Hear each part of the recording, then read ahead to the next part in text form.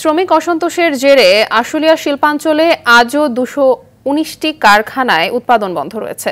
তবে শিল্পাঞ্চলের অন্যান্য কারখানা সহ ঢাকা পিজিডের কারখানাগুলো চালু রয়েছে। এর আগে সকালে সাভার আশুলিয়া শিল্পাঞ্চলের অন্য কারখানায় কাজে যোগ দেয় শ্রমিকরা। শিল্প পুলিশ জানায় শিল্পাঞ্চলের কোথাও সড়ক অবরোধ সহ হামলা বা ভাঙচুর হয়নি। তবে আগে থেকেই কিছু কারখানায় অসন্তোষ চলায় কাজে ফেরেনি শ্রমিকরা। সকালেও বেশ কিছু কারখানার শ্রমিকরা কারখানায় প্রবেশের পর কর্মবিরতি সহ কারখানা থেকে বের হয়ে যায়। এতে শিল্পাঞ্চলের 219টি কারখানায় উৎপাদন বন্ধ রয়েছে। নিরাপত্তাজনিত কারণে গাজীপুরের কয়েকটি কারখানায় ছুটি থাকলেও বেশিরভাগ কারখানায় উৎপাদন চলছে। জেলার কালিয়াকৈরেও কারখানাগুলোতে কাজ করছেন শ্রমিকরা। এদিকে যে কোনো ধরনের অপ্রীতিকর ঘটনা এড়াতে কারখানাগুলোর সামনে মোতায়েন করা হয়েছে অতিরিক্ত পুলিশ, রয়েছে যৌথ বাহিনীর টহল।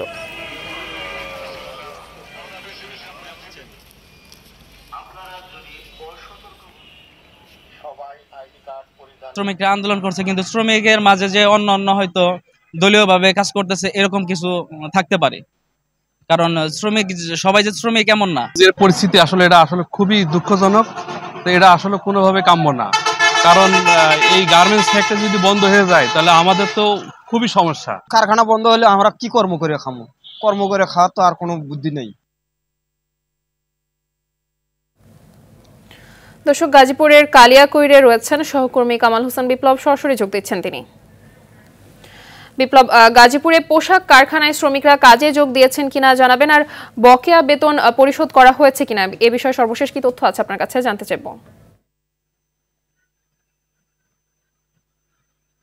জি মাহবুবা, আপনি যেমনটি জানতে চেয়েছেন শিল্প কারখানার বকেয়া বেতন পরিশোধ করা হয়েছে কিনা, আমি যদি বলি একটু, গাজীপুর কিন্তু শিল্প অধ্যুষিত এলাকা। এখানে প্রায় 3 শতাধিক শিল্প কলকারখানা রয়েছে। আপনি জানেন গত কয়েকদিন ধরে কিন্তু এই শিল্প কারখানার যে শ্রমিক রয়েছে তারা বিভিন্ন বকেয়া আদায়ের কারণেই কিন্তু বিক্ষোভ মিছিল, ভাঙচুর এবং অগ্নিসংযোগের ঘটনা ঘটেছে। তবে আমি বলে রাখি যে মালিক পক্ষের সাথে কথা বলেছি, তারা জানিয়েছেন যে আসলে শ্রমিকদের যে পাওনা ন্যায্য যে দাবি দেওয়া সেগুলি পরিশোধ করে দেওয়া হচ্ছে এবং তাদের সাথে বারবার বৈঠক করা হচ্ছে, তারা মেনে নিচ্ছে। কিন্তু তারপরেও কিন্তু তারা থেমে যাচ্ছে না। নিত্য নতুন অভিযোগ এবং বিভিন্ন অজুহাতে তারা কিন্তু আন্দোলন চালিয়ে যাচ্ছে।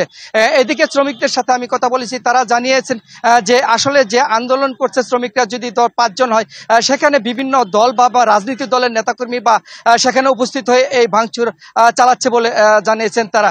তবে অনেক কারখানাগুলোই কিন্তু বকেয়া বেতন পরিশোধ করা হয়েছে, যার ফলে সকাল থেকে কালিয়াকৈরে যত শিল্প কলকারখানা রয়েছে সেগুলো কিন্তু চালু করা হয়েছে এবং শ্রমিকরা কিন্তু যার যার কর্মস্থলে কাজে যোগ দিয়েছেন। তবে আপনাকে একটু বলে রাখি যে এই কারখানার নিরাপত্তার জন্য আইন শৃঙ্খলা বাহিনী এবং সেনাবাহিনী তারা কিন্তু টহল জোরদার করেছে। তবে সকাল থেকে আজ এখন পর্যন্ত কালিয়াকৈরে কোনো কারখানায় অপ্রীতিকর ঘটনা ঘটেনি। জি মাহবুবা, এই ছিল কালিয়াকৈর থেকে শিল্প কারখানার সর্বশেষ খবর। ধন্যবাদ আপনাকে।